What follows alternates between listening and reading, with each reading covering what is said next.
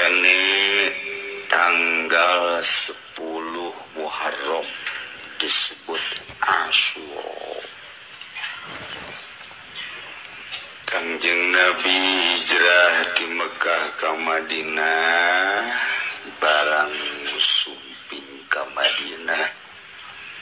Orang-orang Yahudi para ruasa. Kangjeng Nabi nanya, kunaon make paruasa? Cek orang-orang Yahudi, kami menghormati poe. Kayak gitu lantaran Kangjeng Nabi Musa alaihi salam disalametkeun tina kerman lulus Firaun nu dikerem Kangjeng Nabi Musa masalam. Nah ye terjadi harita adalah tanggal 10 bulan Muharram, ianya Asyura. Masya Allah. Cek Kangjeng Nabi atuh anak hakumi kakula leuwih habatan anjeun. Lantaran kula mah jeung Kangjeng Nabi Musa teh sadarajat. Mantap Kangjeng Nabi puasa di bulan Muharram tanggal 10 yakni Yaum Asyura. Memeh Ramadan terus Kangjeng Nabi puasana 10 Asyura.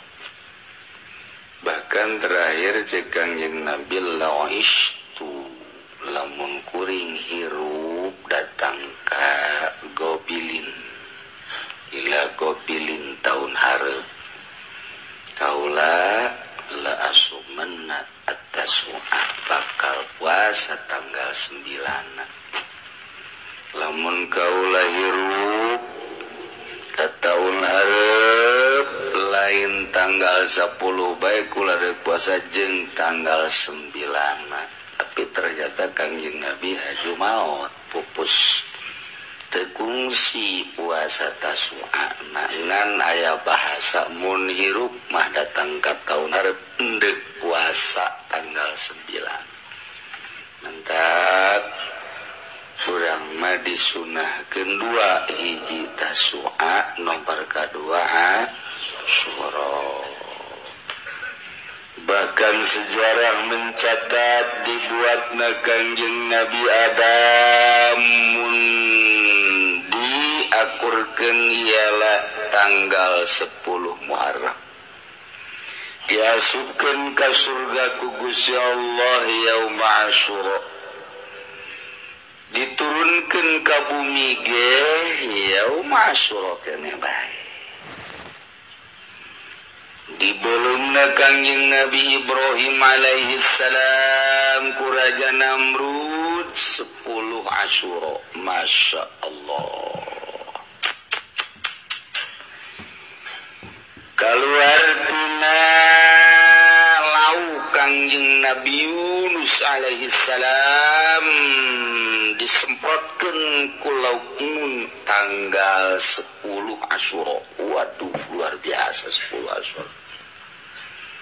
Kangjeng Nabi Nuh alaihi salam ketika diinstruksikan ditanyain kapal Kangjeng Nabi Nuh nyeun kemudian nu ariman jeung hewan-hewan sajodoh kur dipuateun ka kapal dipuateunlah ka kapal angkleng-angklengan di luhur kapal mendarat di Gunung Ararat Turki ialah tanggal 10 Asyura. Begitu turun lalapar kabeh. Kangjeng Nabi Nuh coba sesa-sesa kumpul-kumpulkeun. Dikarumpulkeun sesa aya gandum, aya korma, roti bubuk-bubuk. Beas dihijikeun aya 7 rupa rempah-rempah dibubur ku Kangjeng Nabi Nuh. Uyah jadi teu diuyahan. Narana bubur tanpa garam.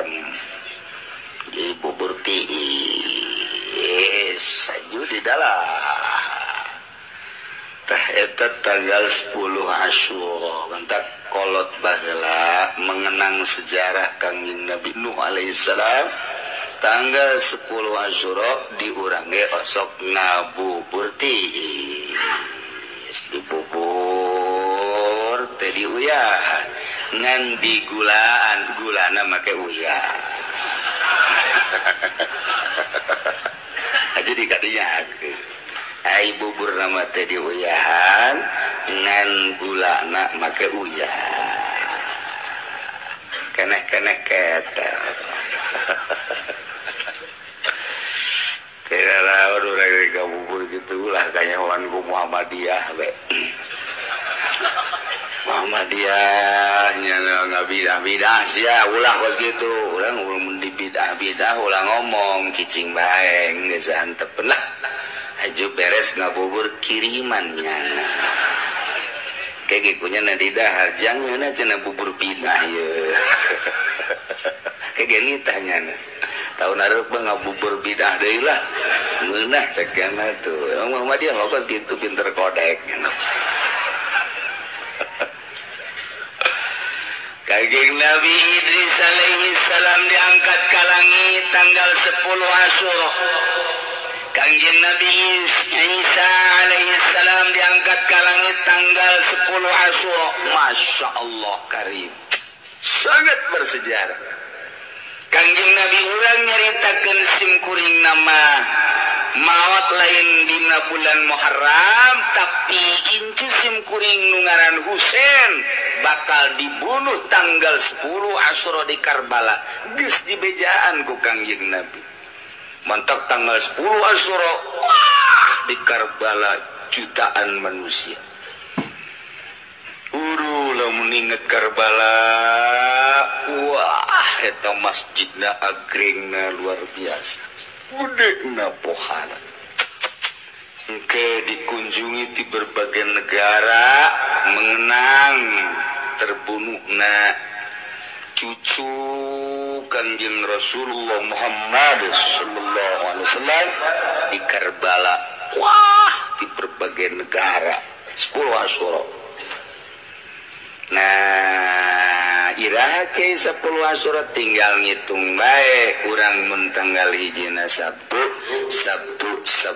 Minggu Senin berarti tanggal 10 na poe Senin hareup geus jeung tasuana Minggu puasana 2 poe Minggu jeung Senin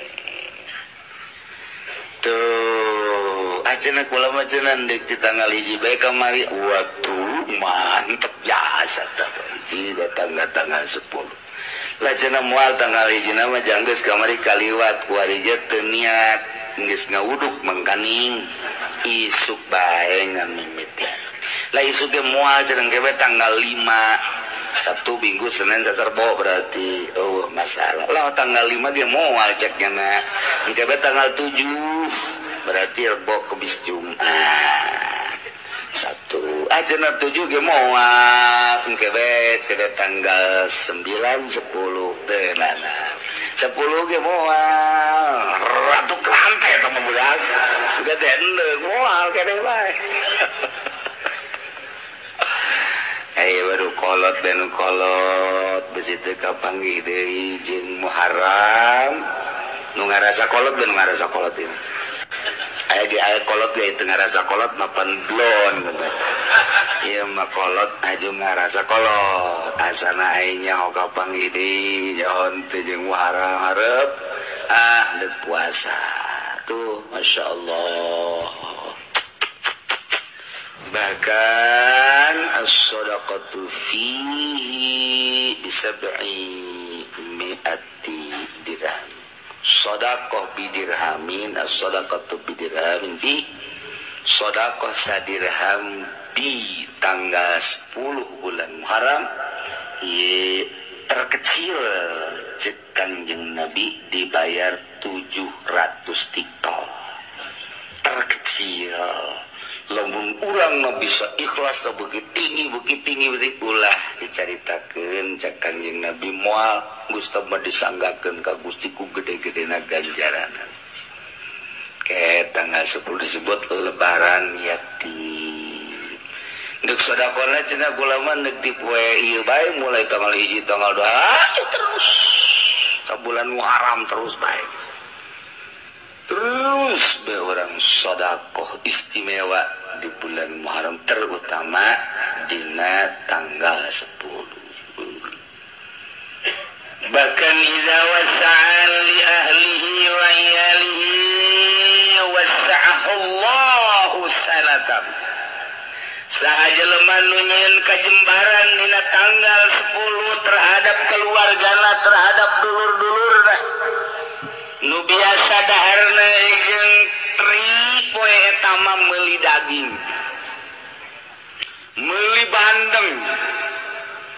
Geus urang ngariung jeung anak pamajikan jeung incu urang ngomong, urang ngariung tanggal 10 Asyura, ulah diondang tatangga mah. Urang bae. Ieu geus keluarga bae mah, keluarga bae tah ieu ngangeunahkeun ka keluarga dahar ditingkatkeun di poe eta.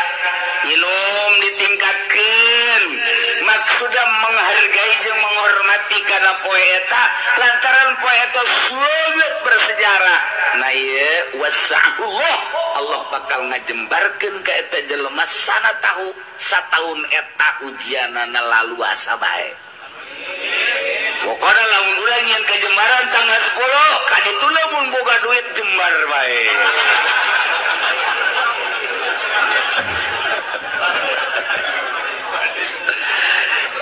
Jadi dari boga duit bae maksudna deui kitu.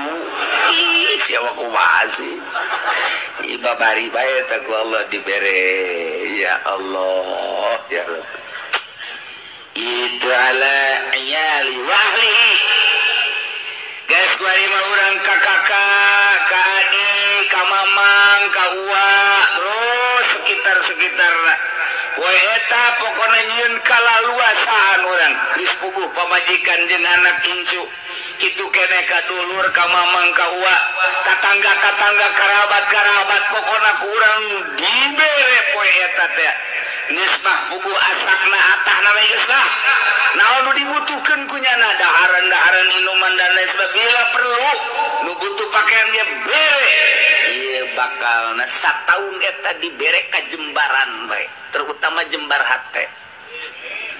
Ikan nu hese ge jembar hate. Mobil boga, pemajikan boga, hate ngulunut bae.